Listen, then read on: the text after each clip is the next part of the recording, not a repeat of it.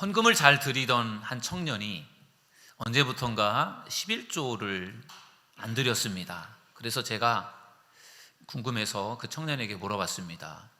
아무개야, 왜 요즘에는 11조를 안 하니? 이렇게 물어보니까 그 청년이 저에게 오래전에 있었던 이야기예요. 목사님, 죄송해요. 제가 카드를 결제하고 나면 20만 원 남아요.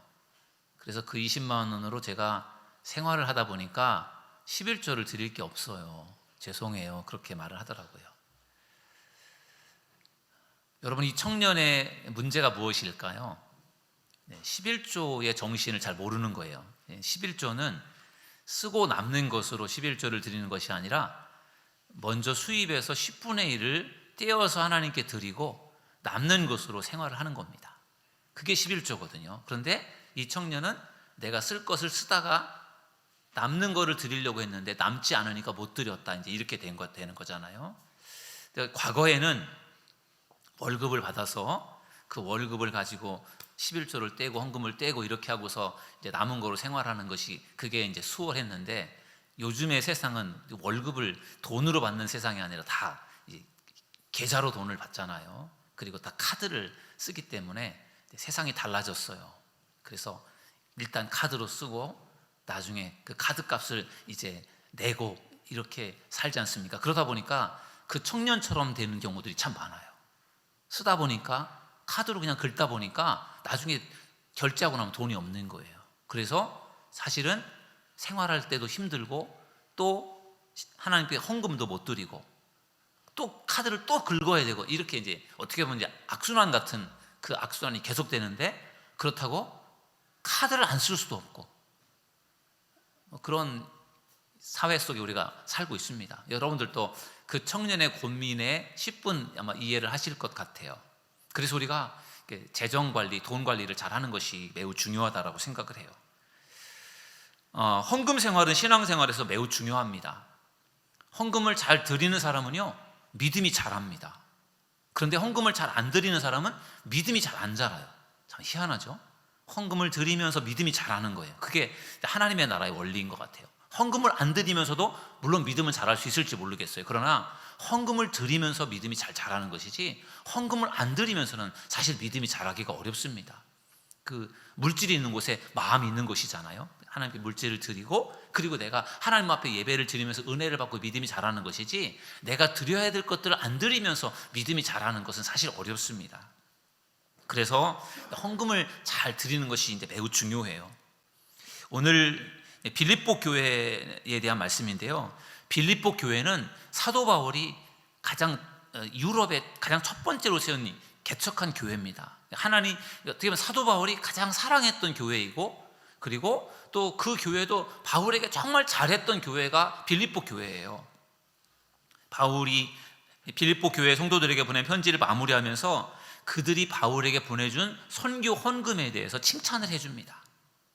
그래서 오늘 이제 헌금에 관한 말씀을 나누려고 하는데, 바울이 그 헌금에 대해서 어떻게 생각하고 있고 빌립보 교회 성도들의 헌금을 얼마나 어떻게 생각하고 있고 그들을 그 헌금을 드린 것에 대해서 어떻게 칭찬하고 있는지 오늘 말씀 속에서 헌금에 대한 축복, 헌금에 대한 비전, 이 말씀을 나눌 때 여러분들이 헌금에 대한 비전과 확신을 품는 시간이 되시기를 주님의 이름으로 축원합니다.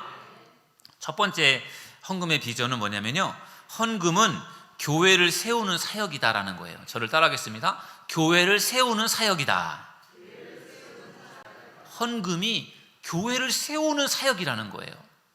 제가 부목사 때 성경 공부를 인도하는 그 성경 공부 멤버 중에 한 사람이 의사였어요. 같이 성경 공부를 하는데 그때도 이제 이 헌금에 대한 이야기를 아마 다루었던 것 같아요. 그 의사 분이 그런 이야기를 했어요. 목사님, 근데 그 의사분은 그 당시에 그 교회에서 헌금을 제일 많이 했던 분으로 알려져 있습니다. 그분이 그런 고백을 했어요. 같이 공부하는 분들 앞에서. 저는 돈을 많이 법니다. 의사이기 때문에. 그래서 제가 돈을 많이 벌기 때문에 헌금을 제가 많이 합니다. 자랑이 아니라 제가 돈을 많이 버니까 저 헌금 많이 합니다.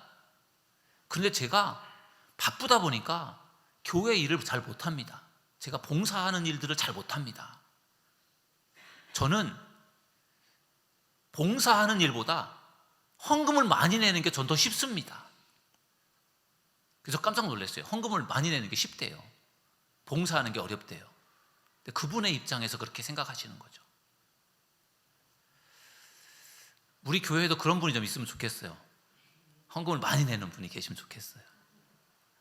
여러분들이 그런 축복을 받으셔서 하나님께 더 많은 물질을 드릴 수 있기를 주의 이름으로 축원합니다. 여러분, 돈이 많다고 해서 다 헌금을 많이 하는 것은 아닙니다. 돈이 많이 있어도 헌금을 많이 못하는 분이 계셔요. 돈이 많아서 헌금을 많이 하는 분도 계시고요. 결국은 헌금을 많이 하는 것이 돈이 많아서가 아니라 믿음의 문제인 것 같아요. 믿음이 있어야 헌금을 드릴 수 있는 것이지, 믿음이 없이는 헌금을 드리기가 참 어렵습니다.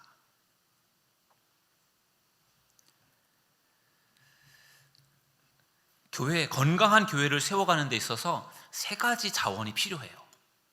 제가 종종 이야기하는 건데 여러분 잘 한번 들어보십시오. 교회를 건강하게 세워가는데 세 자원이 필요합니다. 첫 번째 자원은 인적 자원이에요. 그래서 교회 예배라든지 교회 사역이나 또 뭐 행사라든지 봉사라든지 전도하는 일이라든지 이런 데 참여하는 것, 직접 참여하는 것이 그 인적 자원으로서 쓰여지는 것입니다. 예를 든다면은 예배 자리에 참석하는 사람들, 전도 현장에서 같이 전도하는 사람들, 또 지금도 예배 후에 맛있는 식사를 준비하는 그런 봉사하는 분들, 교회를 위해 청소하는 분들, 뭐 운전해 주시는 분들, 이렇게 많은 그 분들이 계시잖아요. 그분들이 교회를 세우는 또 인적 자원들이에요. 몸으로 직접적으로 일하시는 분들, 아주 중요한 분들이죠. 그런 분들로 인해서 교회가 세워지는 것이죠. 두 번째 자원, 교회가 건강하게 세워지려면 두 번째 자원이 필요한데, 그건 뭐냐면 물적 자원이에요. 헌금을 들여서 그 헌금으로 교회를 세워가는 거예요. 여러분, 교회가 운영되려면 돈이 필요하지 않습니까? 교회 돈이 어디서 뭐 국가에서 지원을 받는 것도 아니고, 교회의 모든 재정과 교회 운영은 교인들의 헌금으로 운영이 되는 겁니다. 그러니까 교회가 헌금이 모여져야, 돈이 있어야 교회가 이렇게 여러 가지 운영이 될 수 있는데, 돈이 없으면 교회가 운영하기 어렵지 않습니까? 그래서 헌금이 교회를 세우는 매우 중요한 물적 자원이 되는 것입니다. 여러분들이 드리는 11조라든지 뭐 감사헌금, 주일헌금, 뭐 건축헌금, 여러 가지 뭐 특별헌금, 절기헌금, 이런 헌금들이 결국은 교회를 세워가는 데 중요한 어떤 역할을 하는 것입니다. 그래서 그것이 바로 물적 자원이에요. 물적 자원이 있어야, 물질이 있어야 교회가 세워지는 것이죠. 세 번째 자원이 필요한데 영적 자원입니다. 영적 자원. 교회가 뭐 돈만 있다고 되는 것이 아니고, 교회가 사람이 있다고 해서 되는 것이 아니에요. 영적 자원, 기도가 있어야 되는 거죠. 교회를 위해서, 성도들을 위해서, 또 목회자를 위해서 기도하는 그 영적 자원이 있어야 그 교회가 든든하게 세워지는 것입니다. 새벽에 나와서 기도하는 그런 영적 자원이 필요한 거예요. 금요철야에 나와서 기도하는 그 영적 자원이 필요한 겁니다. 교회는 비록 못 나오더라도 집에서 교회를 위해, 성도들을 위해서, 목회자를 위해 기도하는 분들의 그 기도가 중요한 겁니다. 우리 교회에서 가장 연세가 많으신 분이 최정희 권사님이에요. 김춘수 장로님 어머님 최정희 권사님이신데 96세세요. 다리가 아프셔서 교회를 못 나오시는데 아직도 아주 정정하십니다. 목소리도 쩌렁쩌렁하시고 가끔 제가 전화를 하거든요. 근데 그 권사님이 교회는 못 나오시지만 늘 집에서 기도를 하신다는 거예요. 저요, 교회를 위해서 늘 기도해요. 목사님을 위해서 제가 늘 기도해요. 그렇게 권사님께서 말씀해 주시면 얼마나 그게 힘이 되고 고마운지 몰라요. 그게 영적 자원이에요. 교회를 못 나올지라도 집에서라도 교회를 위해서, 목회자를 위해, 성도들을 위해 기도하는 그것이 영적 자원임을 믿으시기를 주님의 이름으로 축원합니다. 그것이 매우 중요해요. 여러분, 교회가 이 세 가지 자원으로 세워지는 것입니다. 인적 자원, 오늘같이 이렇게 모여서 함께 예배하고 교회를 위해서 봉사하는 여러분들이 중요한 자원이고, 또 헌금으로 물질로 드려지는 그분들의 헌신이 매우 중요한 역할을 하는 겁니다. 또 기도를 하는 영적 자원이 있어야 교회가 악한 영들과의 싸움에서 이길 수 있는 것이죠. 저는 우리 사도들교회를 섬기는 우리 모든 성도들이 이 세 가지의 자원, 하나님의 나라를 세워가며 교회를 세워가는 이 세 가지의 자원 중에 최소한 한 가지 이상의 자원이 될 수 있기를 주님의 이름으로 축원합니다. 그래야 본인도 성장이 되고 교회도 성장이 되는 것입니다. 사도 바울이 빌립보 교회 성도들에게 선교 헌금을 보내준 것에 대해서 칭찬하면서 이렇게 말합니다. 오늘 보면 14절에 보면은 그러나 너희가 내 괴로움에 함께 참여하였으니 잘하였도다. 아멘. 여러분, 지금 빌립보 교회 성도들이 바울이 감옥에 있지 않습니까? 로마 감옥에 있는데 바울에게 선교비를 계속 보내줬어요. 감옥에 가기 전부터도 선교비를 보내줬고 그걸 가지고 바울이 계속 선교 활동을 한 거예요. 근데 바울이 그들이 보내준 선교 헌금에 대해서 뭐라고 말을 합니까? 너희가 내 괴로움에 함께 하였으니 잘하였도다. 나의 괴로움에 함께 했다라고 그렇게 표현을 하는 거예요. 지금 바울이 지금 힘들게 선교를 하고 있어요. 감옥 속에서 어려움을 겪고 있습니다. 내가 지금 힘들게 내가 사역을 하고 있는데 너희들이 보내준 그 헌금이 나의 괴로움에 너희가 함께 하는 것이다. 그런 말을 하는 거예요. 왜 바울은 이렇게 표현을 했을까요? 나의 괴로움에 너희가 함께 하는 것이다. 제가 생각을 해보니까 그 당시가 힘들고 어려운 시대였어요. 그러니까 빌립보 교회 성도들이 먹고 살기도 힘든데 그들이 헌금을 모아서 그거를 바울에게 보내주는 것이 그게 얼마나 힘들었겠습니까? 자기들도 먹고 살기가 힘든데 그거를 쪼개서 헌금을 모아서 그거를 사도 바울에게 선교비로 보내줘서 바울이 선교할 수 있도록 하는데 바울이 볼 땐 그게 그들에게 그거 힘든 일이라는 걸 알았던 거예요. 나만 힘든 게 아니라 나를 위해서 후원해주고 헌금하는 그들의 그 괴로움, 그 힘들고 어려운 부분이 내가 힘든 것처럼 너희들도 힘들지 않느냐. 그런데 참 그렇게 힘들게 나와 함께 해주니 너무 고맙다. 그런 바울의 고백인 것 같아요. 돈이 많아서 그냥 쉽게 선교하고 이런 게 아니라 없는 중에도 모아서 그것을 보내니까 얼마나 힘들었겠습니까? 코로나 이후에 많은 선교사들이 한국으로 돌아왔어요. 왜냐하면은 코로나 이후에 교회들이 어려워지니까 선교비를 더 이상 보내지 않는 거예요. 교회가 어려우니까 선교비를 이제 안 보내고 선교비를 끊으니까 선교사들은 선교비가 없으면 선교를 할 수 없으니까 들어올 수밖에 없잖아요. 선교비를 어떻게 해서든지 지원하고 힘들어도 도와줘야 그분들이 그 선교비를 가지고 선교를 하는데 교회도 어려우니까 어쩔 수 없이 선교비를 끊게 되는데 그거는 결국 이제 선교를 그만 못하게 되는 이제 그런 상황이 벌어지는 거죠. 그러니까 그래도 선교를 위해서 힘들어도 어떤 다른 것들은 줄이더라도 선교비만큼은 절대로 주지 않겠다고 그렇게 해서 이제 어려워도 선교를 계속 하는 교회들도 있지 않습니까? 그럴 때 그 선교비를 받는 교회가 어려운데 그 선교비를 받는 선교사의 마음이 어떨까요? 정말 내가 지금 너무 힘들고 어렵지만 나에게 이렇게 선교비를 지원해주는 교회는 얼마나 힘들까? 그러면서 굉장히 고마운 마음을 가질 것 같아요. 그런 고백인 것 같아요. 너희가 내 괴로움에 함께 하였으니 참 잘했다. 너무 고맙다. 그런 표현을 하는 것이죠. 최근에 우리 교회 성도들이 드린 헌금으로 인해서 저도 참 큰 위로를 받았어요. 저희 교회도 재정적으로 넉넉하지가 않으니까 저희도 교회가 늘상 하는 일들을 할 때는 그걸 가지고 이제 교회 살림살이를 해나가지만 교회에 예기치 않은 일이 벌어지고 또 새로운 일들 하게 되면은 사실 재정적으로 좀 필요하고 어려움이 있거든요. 작년 여름에는 교회 종탑을 새로 이렇게 올렸습니다. 비용이 많이 들었지만 그래도 우리 교회를 지역에서 근처에서 우리 교회가 잘 보이도록 하기 위해서 높이 십자가를 올렸습니다. 그 일에 또 원로 장로님들도 함께 해주셨고 또 성도님들이 헌금해 주셔서 그걸 가지고 이제 새로운 종탑을 세울 수 있었던 것이 참 감사했어요. 또 작년 연말에는요 우리 어린이들을 위해서 소예배실을 다시 리모델링을 했는데 그때도 마찬가지로 돈이 없는 상황이었는데 우리 교인들이 헌금을 해주시고 그래서 그거로 소예배실을 잘 꾸밀 수 있게 돼서 참 위로가 되고 감사했고 힘이 되었어요. 또 우리 교회 건물이 좀 노후되다 보니까 이제 물이 새고 막 그래가지고요 올 장마가 오기 전에 부랴부랴해서 방수 공사를 했는데 그때도 방수 공사에 돈이 필요했거든요. 그래서 또 헌금을 하고 그랬는데 여러분들께서 또 같이 힘을 모아주시고 해서 또 그 헌금을 가지고 방수 공사를 잘 마치게 된 것 참 감사한 일이었어요. 또 예기치 않은 또 일로 인해서 또 교회 재정 지출이 필요했는데 그 돈을 마련하는데도 많이 어려웠거든요. 근데 또 시무 장로님들과 또 여러분들이 같이 좀 도움을 주셔서 또 그거를 또 해결할 수 있게 되어서 감사했고 그래요.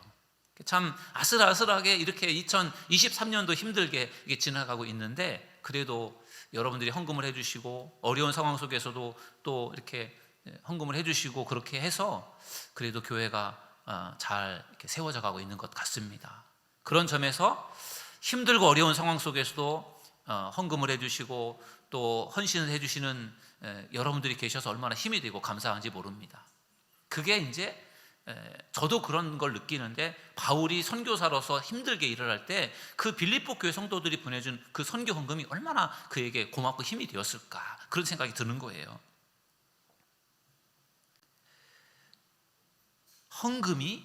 우리가 드리는 헌금이 교회를 세워가는 아름다운 사역임을 여러분들 믿으시기를 주님의 이름으로 축원합니다. 우리나라에 헌법이 있는 것처럼 감리교회에도 헌법이라는 것이 있어요. 한 감리교회에 있는 그 일종의 법이 교리와 장정이라고 하는 법이 있고, 그 교리와 장정이라는 법을 가지고 이제 감리교회가 이렇게 이제 운영이 되는 것입니다. 그 조항 중에, 감리교 교리와 장정의 조항 중에 제210이랑 11조에 교인의 의무가 거기에 명시가 되어 있어요. 교인은 이렇게 해야 된다. 장로는 이렇게 해야 되고, 권사는 이렇게 해야 되고, 집사는 이렇게 해야 되고, 교인들은 이렇게 해야 된다. 교인의 의무에 대해서 언급하고 있는 그러한 내용이 있는데, 그 중에 하나를 여러분들에게 소개를 하려고 해요.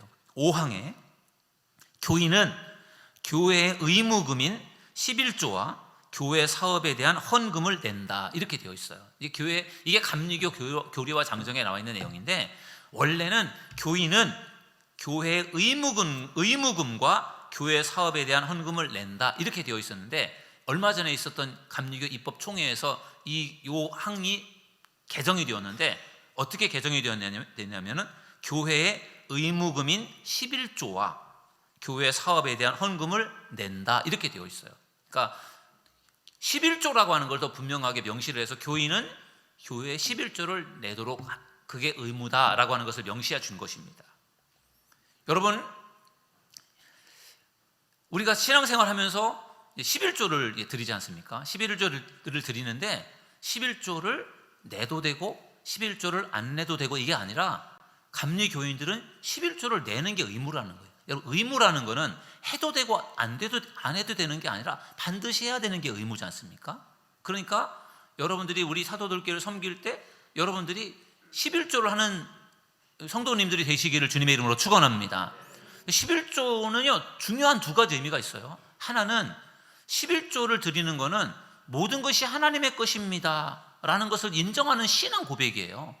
모든 것이 하나님의 것인데 그 중에 내가 10분의 1을 하나님께 드립니다, 이게 신앙 고백이죠. 11조를 드리는 사람이 이게 다 내 겁니다 라는 마음으로 하나님께 어떻게 11조를 드리겠어요?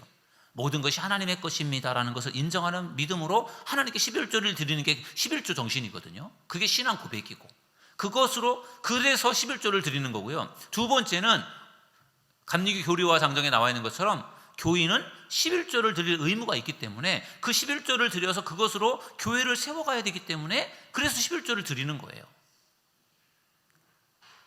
아까도 제가 말씀을 드린 것처럼 우리 교회가 운영이 되려면 물질이 있어야 되는데, 우리 교회가 물질이 없으면 어디서 뭐 돈을 구워올 수도 없는 것이고, 우리 교회 재정을 우리가 가지고 교회를 운영을 해야 되는데 사실은 빡빡하고 그렇다는 거예요. 그러니까 우리가 어차피 헌금을 드리는 것을 가지고 교회가 움직여지는데, 여러분들이 헌금을 해주셔야 그것을 가지고 교회가 움직여지는 거예요. 헌금을 안 해주시면 사실은 교회가 재정적으로 어려울 수밖에 없거든요.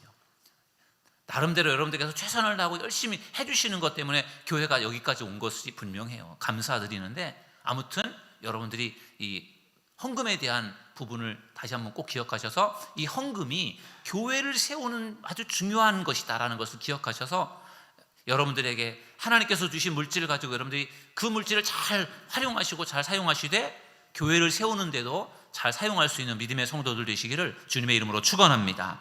그래서 헌금은 교회에 필요한 것이고 교회를 세우는 것이다 라는 것이 첫 번째 나눈 말씀이고요. 두 번째는 헌금은 하나님을 기쁘게 하는 것이다 라는 것입니다. 저를 따라하겠습니다. 하나님을 기쁘게 하는 것이다. 헌금이 교회를 세우는 데 중요하게 사용되는 것이고, 또한 헌금은 하나님을 기쁘게 하는 것입니다. 여러분, 구약시대에는 이스라엘 백성들이 하나님 앞에 제사를 드렸습니다. 제사를 드린다라고 하는 것은 제물을 잡아서 제물에 피를 빼고 그 다음에 내장을 빼내고 각을 뜨고 손질을 하고 이렇게 해서 번제단에다가 그 제물을 불로 태우면 하나님께서 그 불을 태는 그 연기를, 하나님께서 그 향기를 받으신다라고 되어 있어요. 제물을 잡아서 제물을 불로 태우면 하나님이 그 제물의 냄새를 받으시는 거예요. 그게 구약의 제사입니다. 그럼 신약 시대에 와서는 어떻게 제사가 어떻게 변했습니까? 예배가 된 거예요. 예배. 지금 우리가 드리는 예배. 구약에는 제사를 드렸지만 신약에는 예배를 드립니다. 예배를, 우리가 주일 예배를 드리는데 예배에는 여러 가지 요소가 들어있어요. 먼저 찬양을 하는 시간이 있습니다. 우리 찬양팀이 찬양을 하지 않습니까? 찬양을 해요. 그리고 대표 기도자가, 장로님이나 속장님들이 기도를 하십니다. 기도를 합니다. 기도 인도를 해요. 그리고 설교자가, 제가 여러분들에게 말씀을 선포합니다. 그리고 나서 무엇을 하죠? 헌금을 드립니다. 헌금을. 그렇죠? 예배 가운데 여러 가지 많은 그러한 그 순서들이 있는데요, 그 중에 헌금을 드리는 것은 여러분들이 하는 거잖아요. 설교는 제가 여러분들에게 전하는 것이고, 기도인들은 맡은 장로님이 하시는 거고, 찬양팀은 찬양 앞에서 막 이끌어가면서 하는데, 헌금을 드리는 것은 각자가 준비한 것을 이제 하나님께 드리는 것입니다. 예배를 드리고 말씀을 듣고 헌금하는 시간에 우리가 이제 헌금을 드리게 되겠지만, 뭐 이렇게 그 아프리카에 가면 그 흑인들 같은 경우는 헌금하는 시간에 막 춤을 추면서 앞에 나와서 헌금을 봉헌하고 그러기도 한다고 해요. 하나님 앞에 내가 준비한 헌금을 하나님께 드리는 그것이 매우 중요한 것입니다. 그런데 이 바울이 이 헌금을 드리는 것에 대해서 하나님이 받으실 만한 향기로운 제물이라 이렇게 표현을 합니다. 오늘 본문 18절 말씀에 보면 이렇게 말씀하고 있어요. 내게는 모든 것이 있고 또 풍부한지라 에바브로 디도편에 너희가 준 것을 받음으로 내가 풍족하니 이는 받으실 만한 향기로운 제물이요 하나님을 기쁘시게 한 것이라. 아멘. 이 예물, 그러니까 그 빌립보 교회 성도들이 보내준 그 헌금, 선교 헌금이 바로 하나님이 받으실 만한 향기로운 제물이다, 이렇게 말하고 있는 거예요. 구약 시대에 제물을 이제 잡아서 불로 태우면 그 향기로운 냄새가 하나님께 올려져서 하나님이 그 향기를 받으시는 것처럼 우리가 드리는 이 예물이 하나님이 받으시는 향기로운 그러한 제물이 된다는 것을 믿으시기를 주님의 이름으로 축원합니다. 그러면서 그것을 하나님 기뻐하신다는 거예요. 여러분, 솔로몬 잘 아시죠? 솔로몬이 왕이 되었을 때 무엇을 했죠? 1,000번제를 드립니다. 1,000번제라고 하는 것은 1,000마리의 소를 잡아서 하나님께 드린 거예요. 그것은 예배이기도 하지만 1,000마리를 하나님께 드리는 일종의 예물이었어요. 하나님이 그 1,000번제를 기쁘게 받으셨습니다. 그리고 솔로몬에게 무엇을 주셨죠? 최고의 지혜를 주셨어요. 솔로몬이 원하는 소원을 말하라고 하니까 솔로몬이 지혜를 구해서 지혜를 받았지 않습니까? 하나님이 얼마나 그 1,000번제를 기쁘게 받으셨으면 솔로몬에게 그런 복을 주셨겠습니까? 그만큼 솔로몬의 1,000번제 그 예물이 하나님을 기쁘시게 한 거예요. 다시 말하면 우리가 하나님 앞에 드리는 예물이 하나님을 기쁘시게 할 수 있다는 사실을 믿으시기를 주님의 이름으로 축원합니다. 출애굽한 이스라엘 백성들이 광야를 행진하면서 성막을 짓습니다. 성막. 하나님이 거하실 그 집을 지어요. 하나님께서 모세에게 보여주신 그 설계도대로 성막을 짓는데, 모세가 이제 그 성막에 대한 비전을 이야기해 줬어요. 하나님께서 나에게 시내산에서 이렇게 성막을 지으라고 말씀을 해주셨는데, 성막은 이렇게 짓는 겁니다. 법궤도 만들어야 되고 여러 가지 성물도 필요하고, 그 다음에 뭐 휘장도 필요하고 덮개도 필요하고 많은 재료가 필요합니다. 그랬더니 그 말을 들은 이스라엘 백성들이 하나님이 주시는 감동하는 마음을 가지고, 그리고 자원하는 마음을 가지고 그들이 하나님 앞에 예물을 드립니다. 성경에 보면 이렇게 말씀하고 있어요. 출애굽기 35장 21절에 보니까요, 마음이 감동된 모든 자와 자원하는 모든 자가 와서 회막을 짓기 위하여 그 속에서 쓸 모든 것을 위하여 거룩한 옷을 위하여 예물을 가져다가 여호와께 드렸으니. 아멘. 여러분, 이 말씀을 보면은 그들이 성막을 지을 때 그들이 마지못해 억지로 헌금을 드리고 그러지 않았어요. 정말 하나님이 주신 감동으로, 그리고 기쁜 마음으로, 자원하는 마음으로 그들이요 금은 보화, 그리고 여러 가지 많은 물개 가지고 해달해 가지고, 그 다음에 여러 가지 그 다음에 여러 가지 많은 도구들, 그런 것들을 갖다가 그들이 바쳐서요 그걸 가지고 성막을 짓는 거예요. 그러한 그들의 그 예물을 드리는 그 모습을 하나님이 보셨을 때 얼마나 기뻐하셨을까. 모세가 볼 때도, 모세도 막 감동이 되었을 것이고 하나님이 너무나도 기뻐하셨을 것 같아요. 우리 교회가 2010년도에 효성동에 삼각교회에 있었는데요, 2010년도에 우리가 건축에 대한 비전을 가지고 헌금을 해서 지금의 이 가정동 성전을 우리가 매입을 한 거예요. 우리가 벽돌을 쌓아서 건물을 지은 건 아니지만 이전에 계셨던 목사님이 건물을 교회를 잘 지어 놓으셨는데 교회가 어려움 속에 처해서 이 교회를 더 이상 유지할 수 없어서 저희가 인수를 받은 겁니다. 그때 우리 교인들이 같이 헌금을 했어요. 정말 모든 성도들이 정말 최선을 다해서 정말 자원하는 마음으로 하나님 주신 감동을 가지고요, 몇십만 원, 몇백만 원, 몇천만 원 이렇게 헌금을 드려서 우리가 이 성전을 마련한 것 아니겠습니까? 꿈 같은 일이었죠. 우리가 어떻게 이런 성전을 마련할 수 있을까? 정말 하나님이 그러한 성전을 만들기 위해서 헌금을 드리고 막 헌신하는 그러한 모습들을 보실 때 하나님이 너무너무 기뻐하셨을 것 같아요. 저도 너무너무 기쁘고 너무너무 좋았거든요. 근데 하나님은 이루 말할 수 없을 것 같아요. 그러한 헌신과 그런 마음을 보시고 하나님께서 우리에게 아름다운 성전을 주신 줄로 믿습니다. 앞으로도 우리 교회가 이곳에서 이 지역에 많은 죽어가는 영혼들을 살리는 일들을 하면서 더욱더 하나님을 기쁘시게 하는 교회가 될 수 있기를 주님의 이름으로 축원합니다.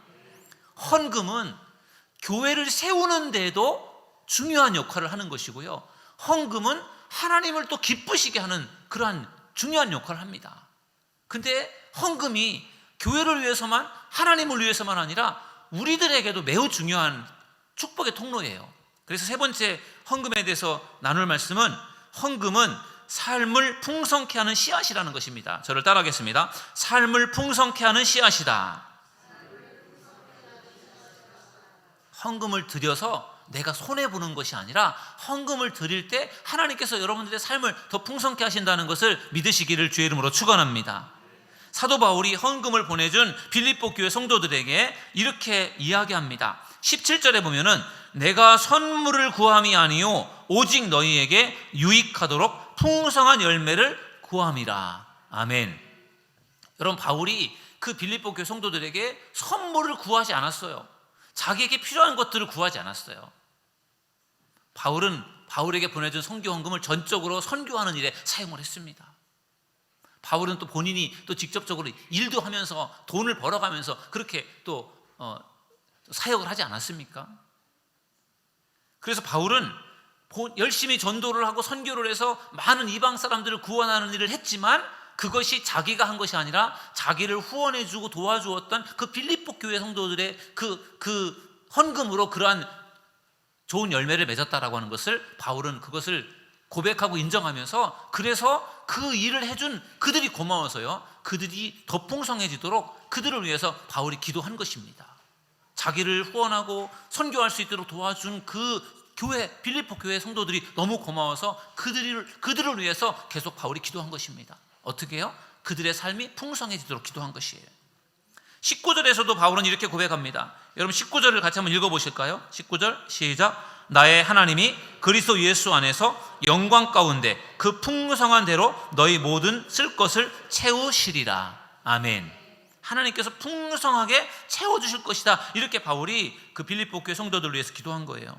힘들고 어려운 형편 속에서도 선교 헌금을 드린 그 성도들을 하나님 축복해 주세요. 그들이 어려운 중에도 이렇게 선교 헌금을 드렸는데 하나님 그들을 축복해 주세요. 그것이 이제 바울의 기도였어요.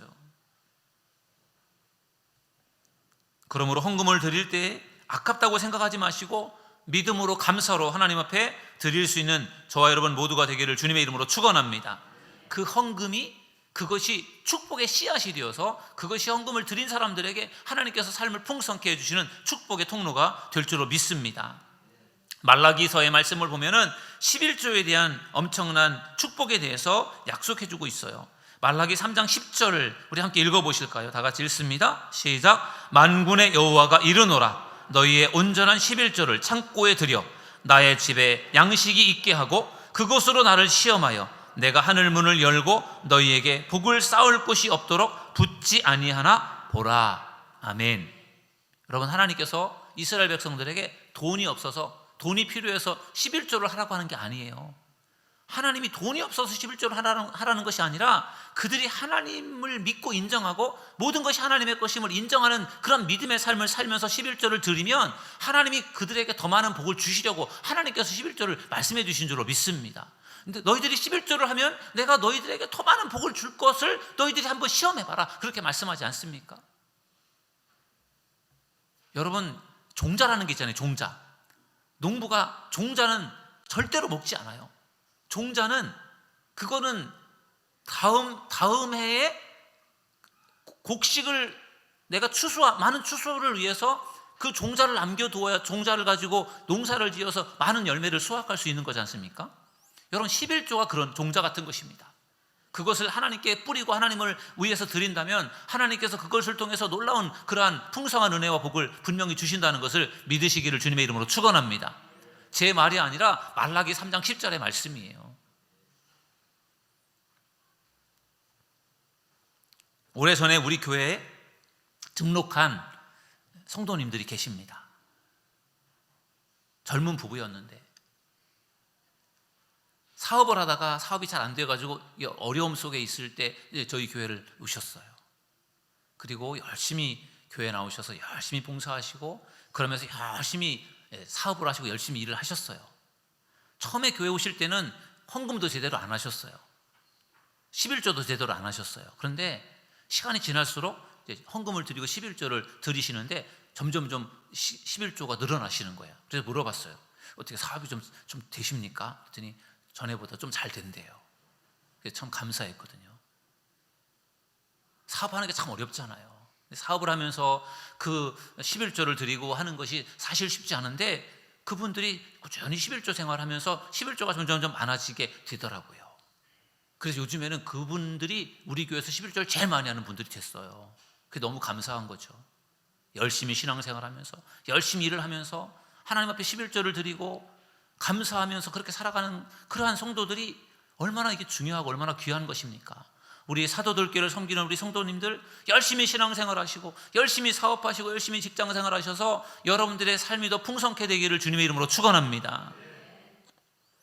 그래서 열심히 신앙생활하면서 열심히 헌신하는 사람들이 정말 하나님께서 그들을 복 주셔서 야, 정말 나도 저렇게 살아야지, 그런 사람들이 우리 교회에 많아질 수 있기를 간절히 축원합니다. 말라기 3장 10절의 말씀을 여러분 신뢰하십시오. 이 말씀을 의지하시고 붙들고 기도하면서 한번 해보세요. 하나님이 시험해보라고 했잖아요. 하나님께 하나님의 것을 구별하여 드릴 때 하나님께서 분명히 여러분들을 축복하신다는 것을 믿으시기를 주님의 이름으로 축원합니다. 오늘 빌립보서 마지막 말씀을 마무리하면서 헌금에 대한 말씀을 나누었어요. 헌금에 어떠한 힘이 있고 어떠한 능력이 있고 어떠한 중요성이 있는지 헌금의 비전이라는 말 속에 담았는데요. 헌금은 교회를 세우는 그러한 중요한 사역이에요. 우리 교회를 세우는 그런 중요한 사역이 헌금이에요. 헌금은 하나님을 기쁘시게 하는 것입니다. 하나님을 기쁘시게 한다는 게 얼마나 중요합니까? 헌금은 우리의 삶을 풍성케 할 수 있어요. 그러므로 사랑하는 여러분, 헌금에 대해서 분명히 여러분께서 중요성을 아시고 그리고 헌금에 대한 믿음과 확신을 가지시고 헌금 생활 잘 하셔서 교회를 세워가시고 하나님을 기쁘시게 해드리고 여러분의 삶도 풍성케 되는 축복을 받는 믿음의 성도들 다 되시기를 주님의 이름으로 축원합니다.